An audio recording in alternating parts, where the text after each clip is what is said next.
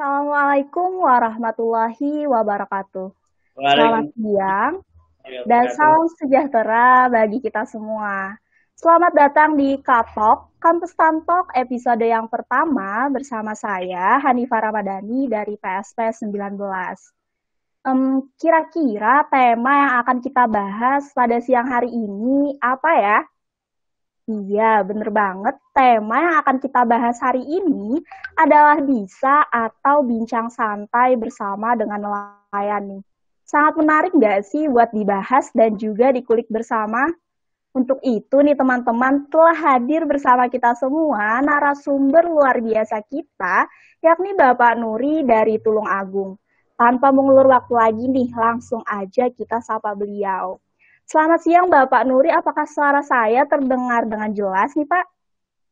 Selamat siang, sudah terdengar dengan jelas? Jelas Oke, sekali. Alhamdulillah ya Pak ya. Saya pengen bertanya kabar Bapak nih, bagaimana kabar Bapak nih? Alhamdulillah, kabarnya baik, sehat. Cuma di laut ini agak sepi hari ini. Alah, Karena cuacanya juga nggak mendukung, mungkin peralihan peralihan musim lah. Peralihan musim peralihan dari musim. musim. Oh ya. Oke, semoga sehat selalu dan bisa kembali stabil ya Pak ya. Nah, jadi sebelum kita memulai sesi nih Pak, saya mau tanya-tanya sedikit tentang apa sih kesibukan Bapak akhir-akhir ini? Kesibukan saya sebagai nelayan, nelayan gillnet monofilamen sama pengolahan hasil perikanan. Jadi usaha di kelautan dan penangkapan ikan di laut sekaligus pengolahan hasil perikanan. Jadi seakan-akan kayak mata rantainya supaya jalan gitu loh. Jadi dari penangkapan sampai ke pengolahan, terus menggerakkan gemar ikan itu sampai itulah yang dipikirkan sekarang kegiatan hari ini. Sementara ini kegiatan pengolahan hasil perikanan di ikan bakar di Wah, Pantai Ijo. keren banget ya Pak, udah nangkep sendiri, terus bisa ngolah sendiri gitu ya Pak ya. Iya, Oke, nah jadi Pak kita masuk nih Pak ke sesi yang pertama. Pada sesi yang kali ini, saya itu akan menanyakan beberapa pertanyaan yang nanti bisa Bapak jawab juga sambil cerita. Apa Bapak sudah siap nih untuk saya tanya-tanya? iya kan siap. Oke, berarti saya mulai ke pertanyaan yang pertama nih Pak. Untuk pertanyaan yang pertama, pada bulan ini sedang musim tangkapan apa nih Pak kira-kira? Ikan apa gitu?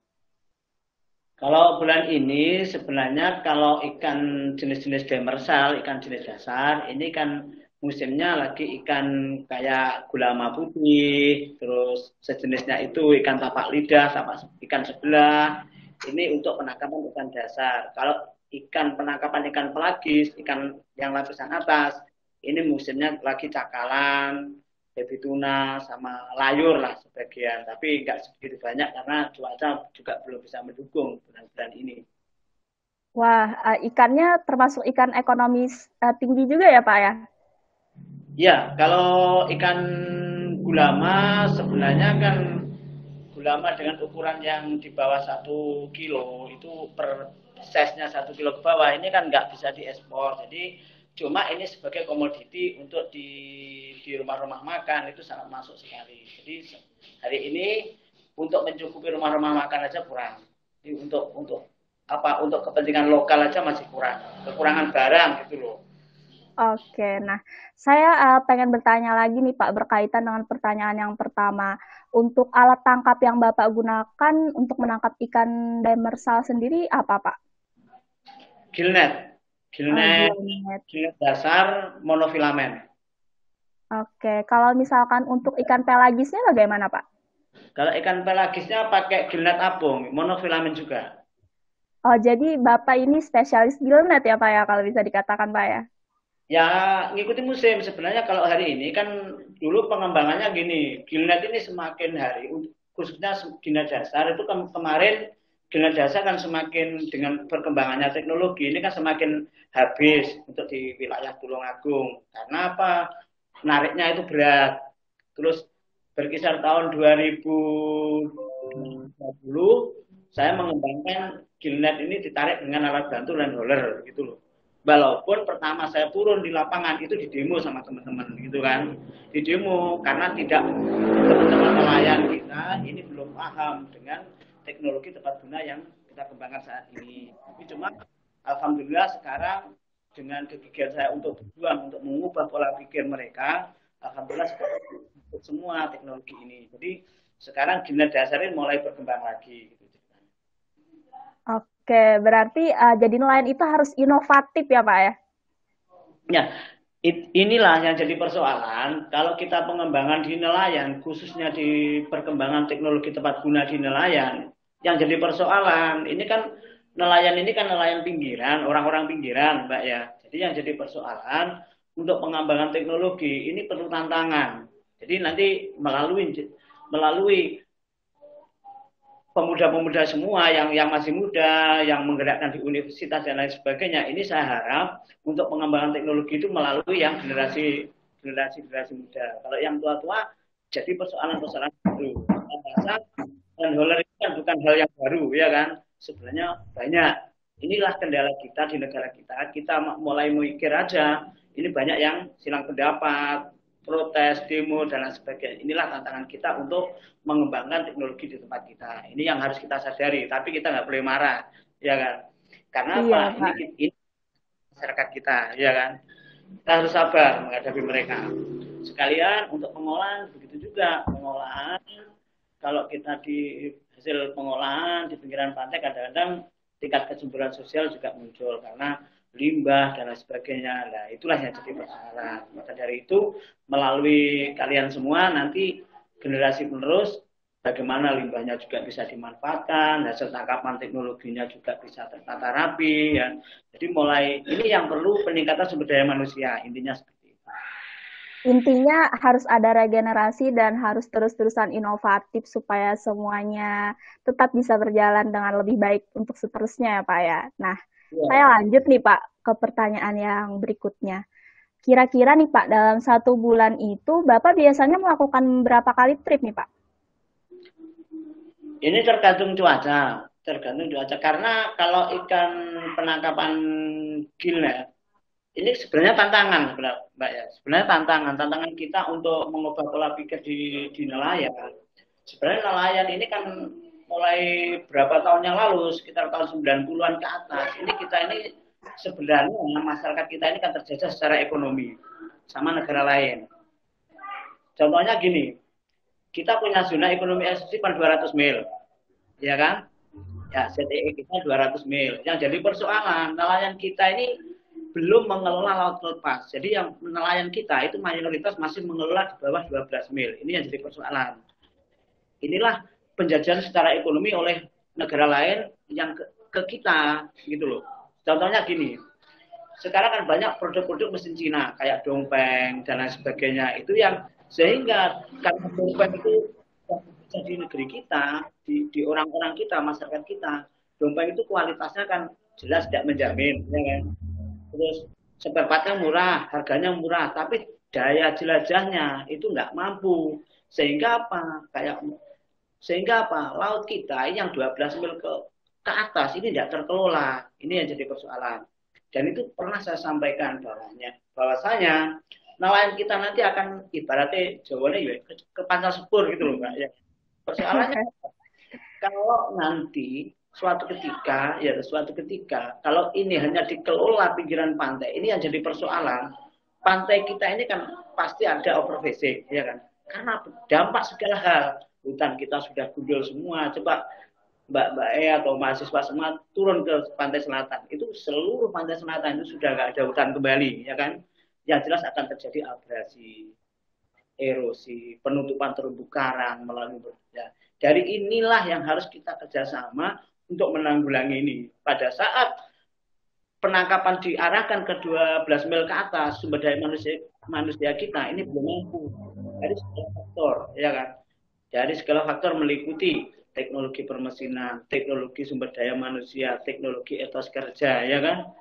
Ini Iya Pak. panen, penanganan teknologi teknik, ya kan? Penanganan alat tangkapnya, penanganan geografinya mungkin ini banyak yang belum mampu gitu loh. Ini yang harus kita tingkatkan melalui sumber daya, melalui kalian-kalian semua. Saya harapkan nanti generasi penerus ini yang akan mendobrak kelautan dan perikanan kita ke depan. Oke, berarti berdasarkan dari jawaban Bapak tadi, trip itu tergantung cuaca ya Pak ya, dan kita itu kurang memanfaatkan daerah yang di atas zona ekonomi eksklusif. Jadi harapan Bapak itu untuk anak muda harus lebih bisa untuk mengeksplor lagi ya Pak ya. Nah, jadi lanjut nih Pak, saya ke pertanyaan yang berikutnya. Kira-kira kan tadi Bapak bilang trip itu tergantung dari cuacanya. Nah, untuk trip itu sendiri dalam satu kali trip itu biasanya butuh biaya berapa ya Pak? Kalau alat tangkap kami, Mbak, ini nggak terlalu banyak biaya operasionalnya karena kan cuma berangkat pagi, pulang pulang siang, berangkat siang, pulang malam gitu loh. Nggak terlalu banyak. Tapi kalau musim layur ini lama. Kalau cuma gilnet itu nggak lama, cuma paling biaya operasional sekitar 150 sampai 200 ribu lah, termasuk es batu dan lain sebagainya. Nggak terlalu banyak lah. Karena pulangnya cuma sebentar, jadi berangkat pagi jam 3, jam 2 malam, terus jam 2 pagi berangkat, pulang jam 10, jam 12 siang udah sampai ke rumah lagi. Karena ini Wah, kan jadi persoalan kan gini Mbak ya, karena kalau ikan-ikan jenis demersal ini nangkapnya kan tidak terlalu jauh. Cuma yang jauh itu cuma melintangnya, jadi apa ya, jauhnya itu cuma tetap tidak jauh dari pinggiran pantai gitu loh.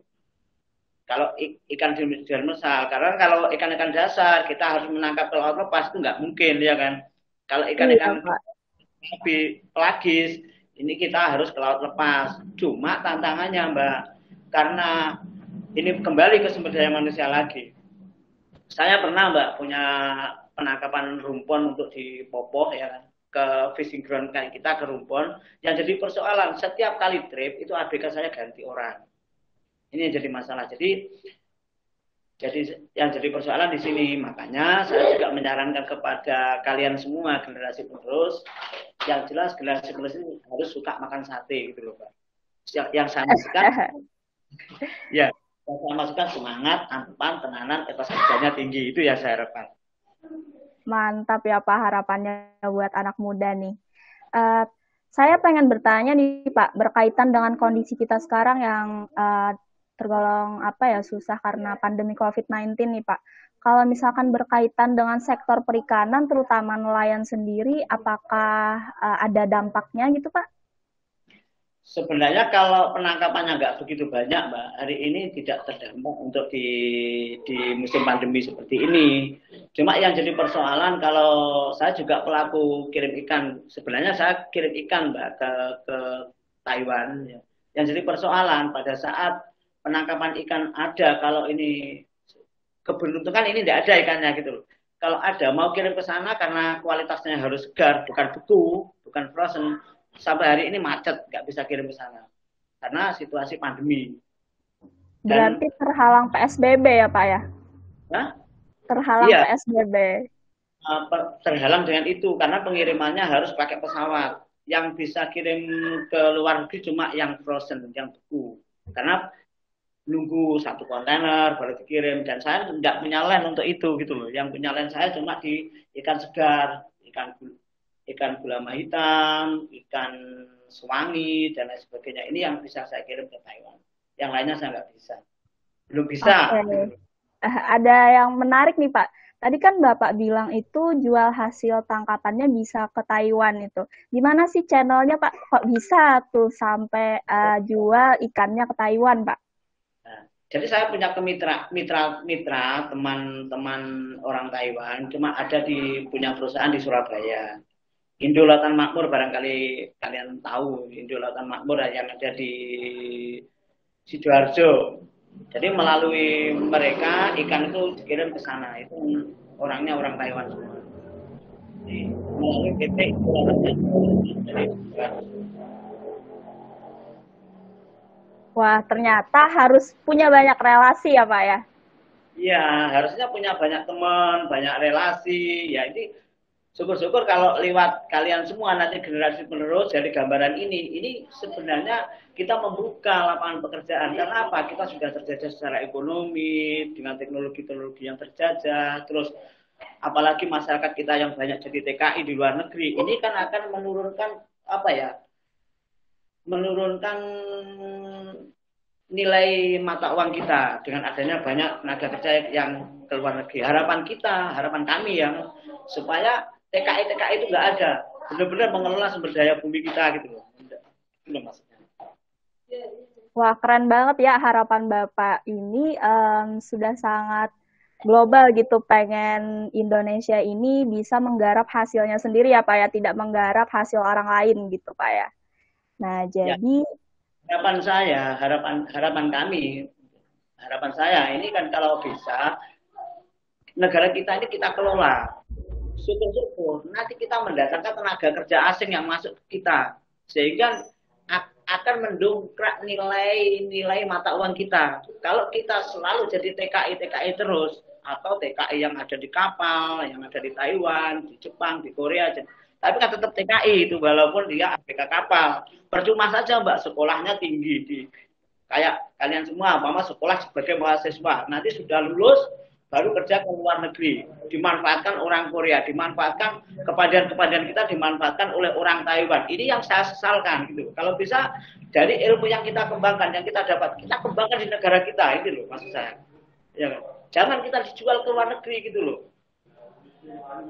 cintai produk dalam negeri ya Pak ya, cintai negeri sendiri, terus banggakan negeri sendiri dengan bekerja di negeri sendiri ya Pak ya. Harusnya seperti itu. Banyak di sini peluang, nggak ada. Kalau katanya ini pengangguran, wah ini berarti orangnya itu males. Ya. Di sini banyak peluang pekerjaan, banyak sekali. Saya aja sama apa ya waktu sampai nggak habis karena terlalu banyak pekerjaan. Jadi pola pikirnya harus dirubah, gitu loh, ya kan? Pemikirannya harus dirubah, semuanya harus dirubah. Jangan yang biasa-biasa saja, harus bikin yang luar biasa, gitu loh. Oke nih Pak. Saya pengen bertanya lagi nih Pak, berkaitan dengan pertanyaan sebelumnya.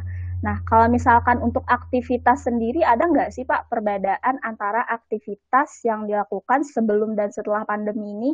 Misalkan sebelum pandemi itu kan nggak ada protokol kesehatan seperti harus pakai masker atau gimana. Nah, mungkin gimana nih Pak Nah, perbedaan aktivitas nelayan? kalau nelayan sebenarnya gini ya, kalau nelayan alhamdulillah mungkin karena gemar makan ikan, Mbak ya. Alhamdulillah nelayan Iya, itu di kapal berjubel, alhamdulillah tidak ada yang kena corona. Alhamdulillah, mungkin karena alhamdulillah. sebenarnya kan pola makan aja ya, pola makan yang kurang teratur, pola makan yang kurang bergizi. Ya alhamdulillah dengan adanya masyarakat senang makan ikan, mungkin tiap hari makan ikan.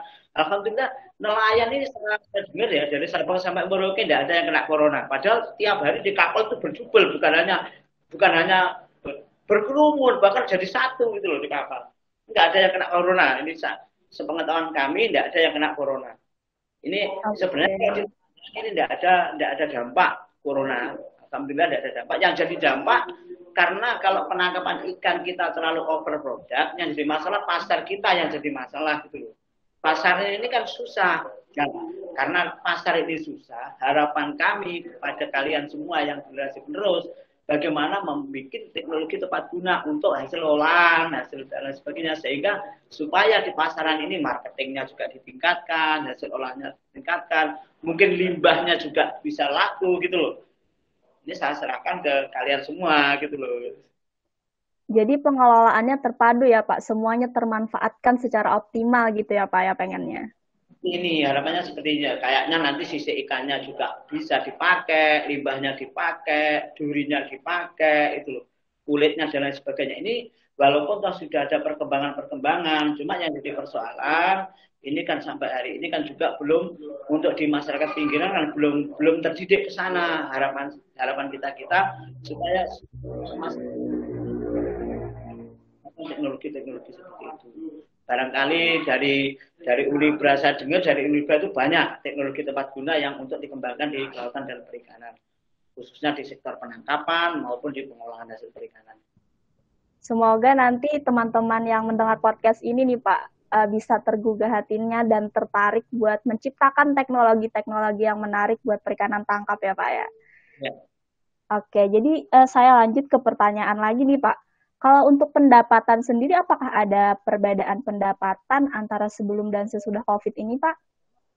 Kalau pendapatan sebenarnya tidak mempengaruhi, sebenarnya kalau naik turun. Kalau naik turun kan sampai hari ini karena kan di selatan Jawa ini kan akhir-akhir ini kan sering arus sering kenceng ya Pak ya, arus laut itu sering kencang. Jadi sehingga karena faktor Indo-Australia mungkin lempeng yang bergerak terus gitu loh. Jadi faktor-faktor di situ. Tapi harapan kami sebagai nelayan barangkali ada suatu teknologi. Jadi gini Mbak, supaya nelayan ini tidak menggantungkan pada alam gitu loh.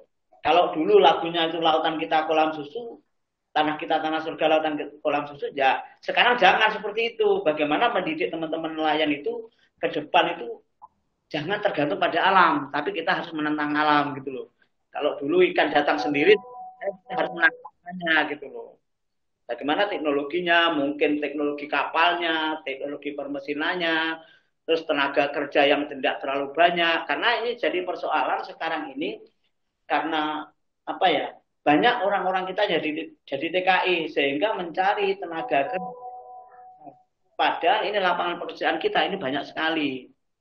Yang cuma yang jadi masalah karena mata uang kita ini rendah, orang itu suka kerja ke luar negeri. Ini PR kalian semua generasi terus supaya bagaimana istilahnya gini Mbak ya, istilahnya sebenar apapun namanya benar, itu semua tidak akan bisa jadi pembenar yang nyata kalau kebenaran yang kita lakukan saat ini bukan untuk kebaikan generasi terus seterusnya. Ini. Wah, ini ya Pak, berarti gimana nih? Mungkin Bapak bisa apa berpesan nih kepada anak-anak muda nantinya buat teman-teman yang mendengar podcast ini juga kalau misalkan perikanan tangkap itu ternyata memiliki banyak sektor yang menjanjikan ya Pak ya. Mungkin Bapak bisa sambil cerita sedikit nih sektor-sektor yang menurut Bapak sangat menjanjikan buat anak perikanan nih Pak. Ya, sektor-sektor yang menjanjikan ya. Jadi di sektor masalahnya gini, jadi yang jadi persoalan sekarang ini sistem bagi hasilnya, ini kan kacau. Jadi semua pelabuhan A, pelabuhan B, pelabuhan C ini sistem bagi hasilnya nggak sama. Jadi aturannya itu sendiri-sendiri, ibarat perjanjian kerja lautnya itu berbeda-beda. Jadi harapannya ya tetap kita kembali ke aturan nenek moyang kita. 50% untuk biaya operasional, 50% yang punya, 50% yang pekerja kalau ini sistem bagi hasilnya. Jadi dikurangi biaya operasional dulu baru dibagi 50-50 kan begitu ya. Cuma karena berjalannya waktu karena tenaga kerja kita susah, aturan ini sudah ditinggalkan gitu loh. Makanya tadi saya ngomong kepada kalian, sebenar apapun namanya benar itu tidak akan bisa jadi kebenaran yang nyata kalau kebenaran yang kita lakukan saat ini tidak untuk kebaikan generasi terusnya. Ini yang saya masukkan di sini kembali, Mbak ya, kembali ke kita ke Pancasila dan Undang-Undang Dasar. Kita ingat ya, 37 pasal, 2 aturan tambahan, 4 aturan peralihan. Yang 37 pasal ini enggak ada, yang 2 sama yang 4 ini untuk mengimbangi sesuai dengan kemajuan zamannya. Ceritanya seperti ini. Suatu misal, ini Mbak tahu pintu kan? Tahu, Pak tahu. Pintu itu sejarahnya dulu kuncinya kan cuma kayu aja di apa kayu cuma diginikan kan. Nah, terus modern sedikit agak malang, modern sedikit pakai grendel, modern sendiri pakai gembok, terus pakai slot, terus sekarang ada yang diinjak kaki buka sendiri, terus pakai kartu bisa buka sendiri. Tapi kan fungsinya tetap keluar dan masuk. Ini yang saya maksudkan teknologinya yang harus untuk ngimbangi dengan kemajuan zamannya. Jadi inilah kembali ke nenek moyang kita. Hebatnya orang-orang kita, nenek moyang kita pada saat itu sudah bisa mengarang seperti itu. Jadi saya harapkan untuk generasi penerus harus bisa mengembangkan ini gitu. Ya kan? Inilah hebatnya di kata-kata ini tadi saya sampaikan supaya ini kita pegang teguh gitu. Ya, yang jadi persoalan generasi muda sekarang itu kan banyak yang meninggalkan hal-hal yang seperti ini. Harapan saya generasi muda harus lebih lebih menjaga ini semua gitu loh, supaya ini terus turun temurun. Berarti harus setiap zaman itu kita harus mengikuti zaman juga ya Pak ya. Misalkan zaman itu selalu dinamis, kitanya juga harus dinamis ya Pak ya. Nah, gitu loh. Oke. Nah, kalau misalkan saya boleh tanya nih, Bapak kan tadi mengolah juga. Nah, untuk pengolahan dari perikanan sendiri itu kendalanya apa ya Pak kira-kira? Dulu gini Mbak, kendalanya ya yang jelas ini kalau kendala itu semuanya itu modal. Tapi modal ini bukan yang utama. Ini yang perlu kita ketahui. Modal itu yang penting punya kemauan, ya kan? Punya ilmu pengetahuannya. Jadi istilahnya segitiga gitu. Ada nyawanya, ada pekerjaannya, ada yang kerja kan gitu ya. Jadi Iya, Pak. ada duitnya, ada pekerjaannya, ada yang dikerjakan, ada proyeknya gitu loh.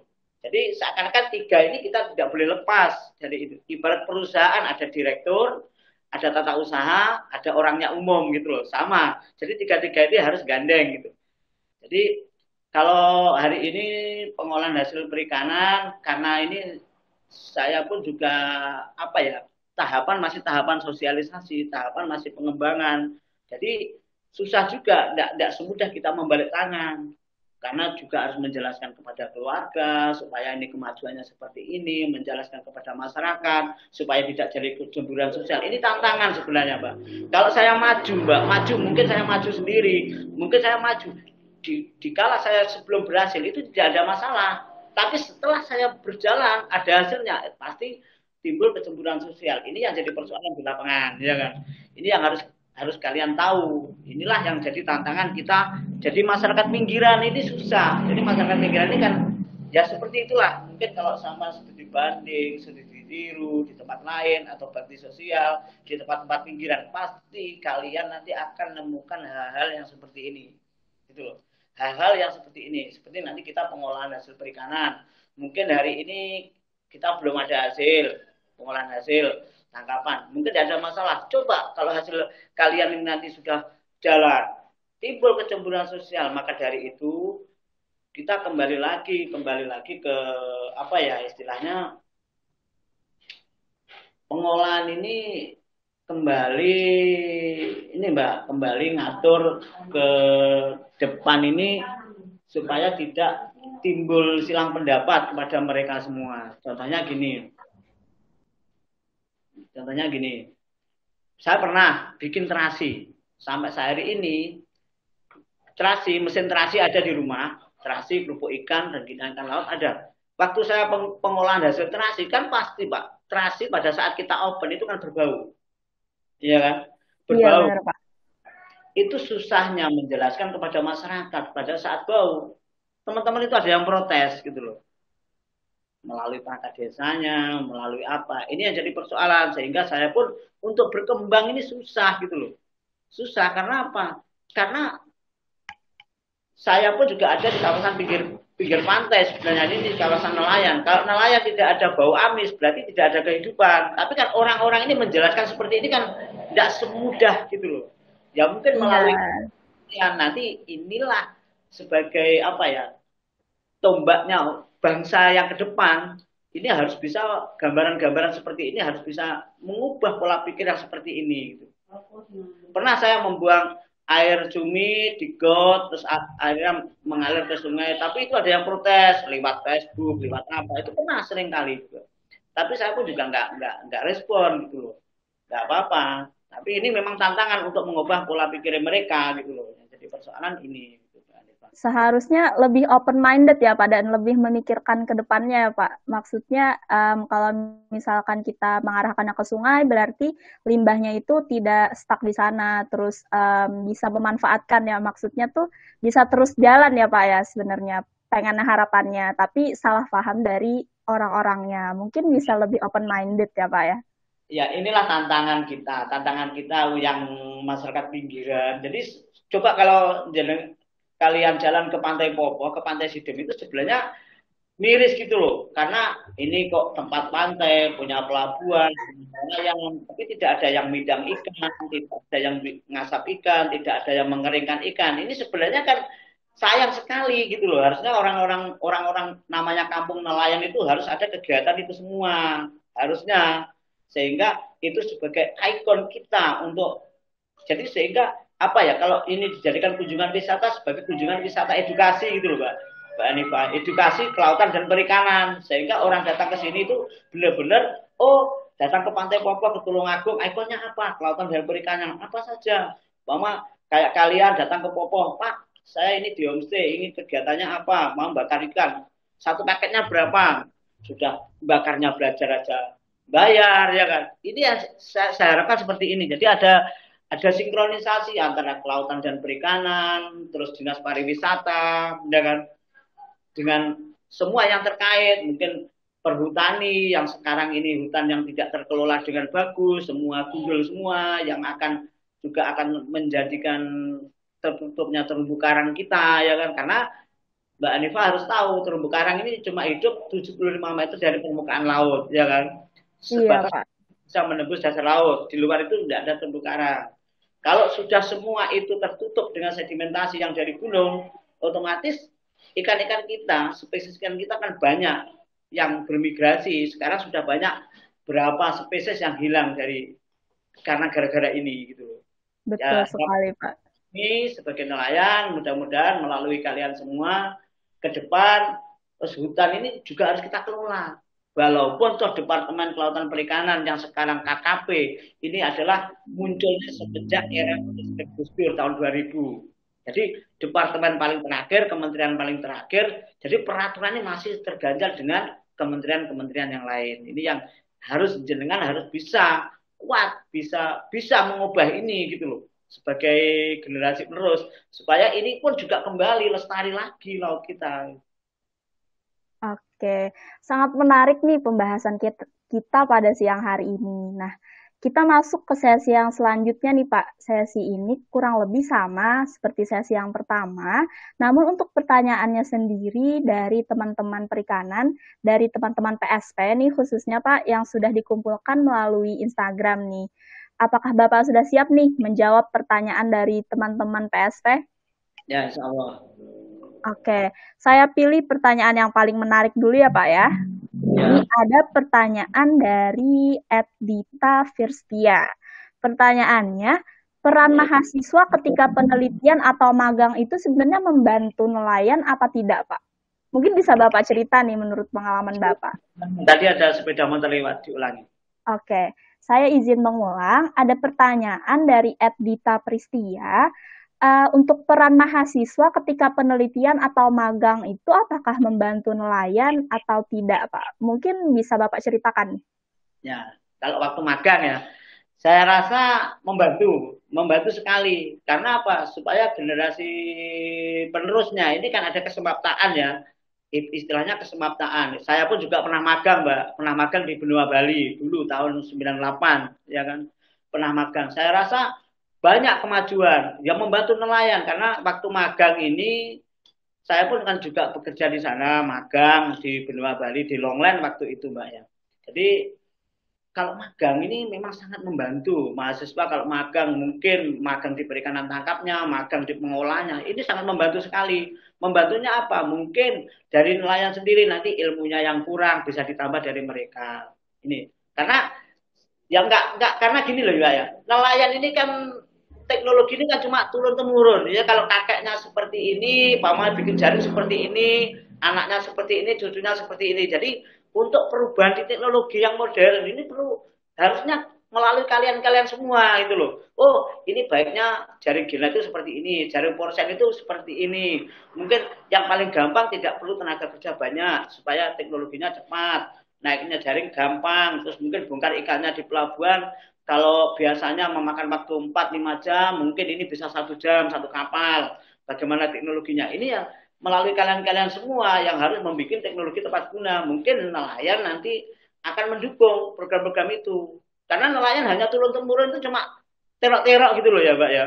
Jadi niru. Jadi kalau kakeknya seperti ini, anaknya seperti ini, cucunya seperti ini, cicitnya seperti ini. Jadi untuk perubahan ke teknologi yang modern, ini perlu waktu panjang. Saya harap, makanya saya pernah waktu KKP Rebon di Banyuwangi itu saya sampaikan, harapan saya, Mbak ya, harapan saya nanti kan sudah sampaikan, kalau bisa setiap kabupaten yang punya laut, ini harus ada, istilahnya harus ada SMK Kelautan dan Perikanan.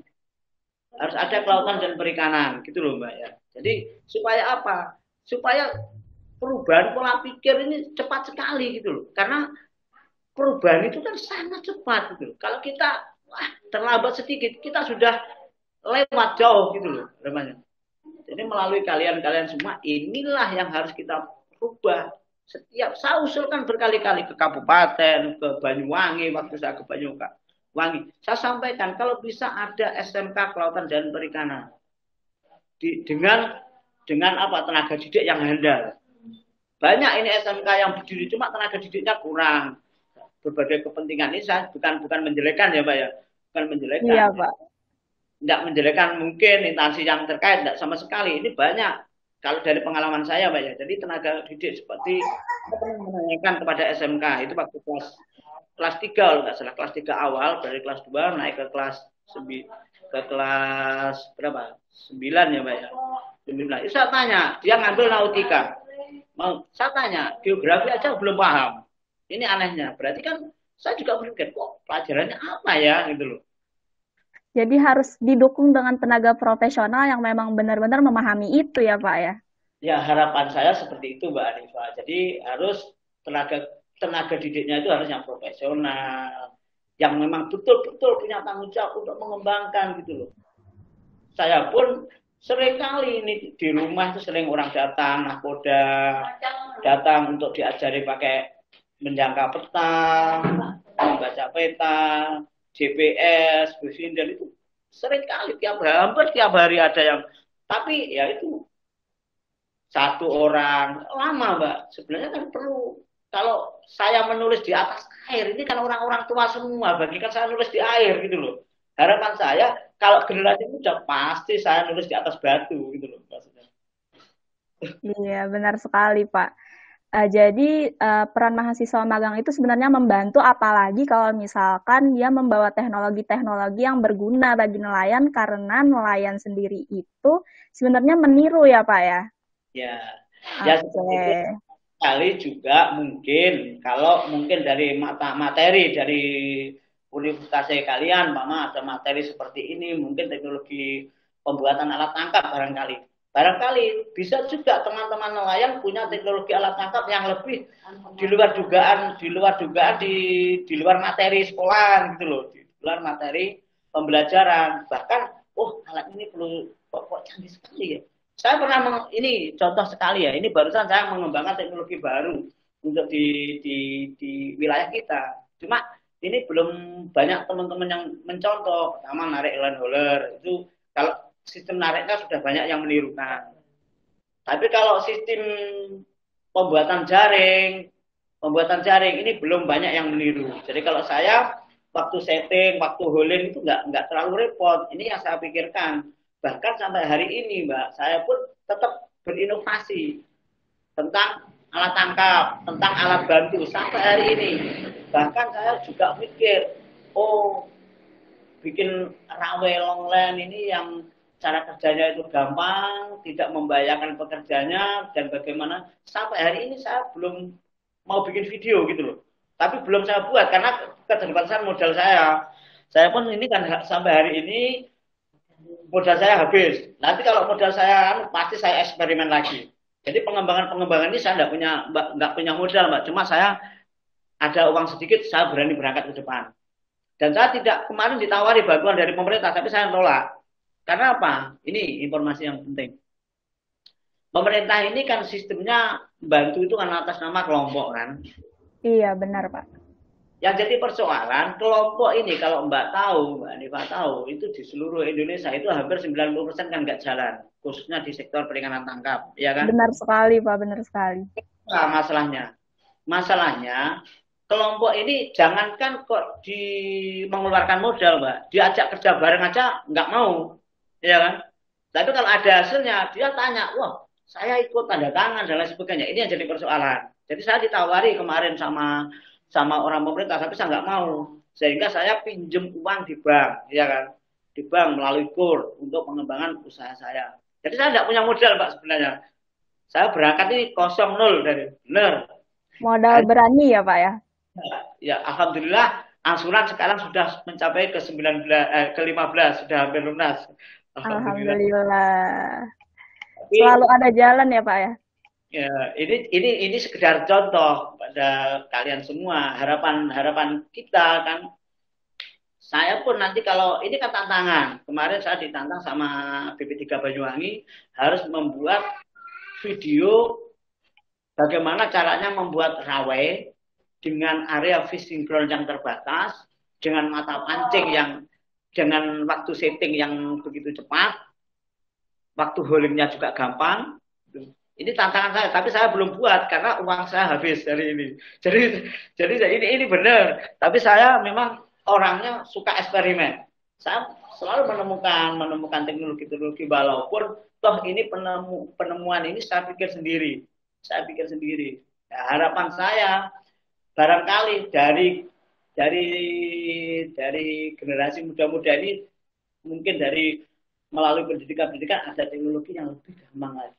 Sampai hari ini, Mbak, saya ini selalu melihat YouTube cara teknologi pembuatan pancing, pembuatan jaring yang dikembangkan di luar negeri. Saya adopsi betul. Sampai di HP saya itu yang saya download itu semua teknologi saja. Semua teknologi. Dan saya pada saat pembuatan teknologi ini saya kembangkan, bukan berarti saya langsung berhasil, Mbak. Banyak kegagalan. Banyak Trial kegagalan. error ya Pak ya? Oh, kurang tepat, mungkin terlalu cepat dan sebagainya. Perlu waktu juga ternyata. Jadi karena saya lihat ini bukan dari pendidikan, karena dari YouTube, saya kembangkan. Ternyata hasilnya tidak sesuai yang kita harapkan. Oh, salah lagi. Saya berubah lagi, saya berubah lagi. Itu sampai menghabiskan dana yang nggak sedikit gitu. Jadi saya pertama sampai teman saya itu ngomong, ini jangan dipikir sendiri, harusnya musyawarah. Saya tersenyum. Terus saya mau musyawarah sama sampean. Sampean pun juga nggak tahu maksud saya kan, otomatis juga gitu loh. Kalau yang saya ajak ngomong nyambung, ya mungkin alhamdulillah bisa. Banyak kemarin saya juga ngajak generasi lulusan dari SMK Kelautan Perikanan Trenggalek, saya bawa ke Banyuwangi. Apa yang mau saya kembangkan? Pembudidayaan lobster. Karena ini lobster juga lagi booming kan. Ya kan Iya lagi. Pak. Saya foto-foto di sana, Mbak. Saya punya land di Banyuwangi sama Uinsa ya Mbak ya, Uinsa. Itu teman-teman Uinsa banyak yang mengembangkan budidaya di Banyuwangi. Pembesaran lobster di Banyuwangi di tempatnya di Bangsering. Itu kemarin saya sempat sampai nanti kalau ada disuruh ngirim ke sana. Itu saya sampai segitu Mbak, keinginan saya ini untuk mengubah pola pikir teman-teman nelayan. Walaupun toh nanti kalau ini berjalan pun belum tentu mulus di lapangan Mbak. Di masyarakat, di lingkungan belum tentu mulus. Padahal saya cari informasi seperti ini.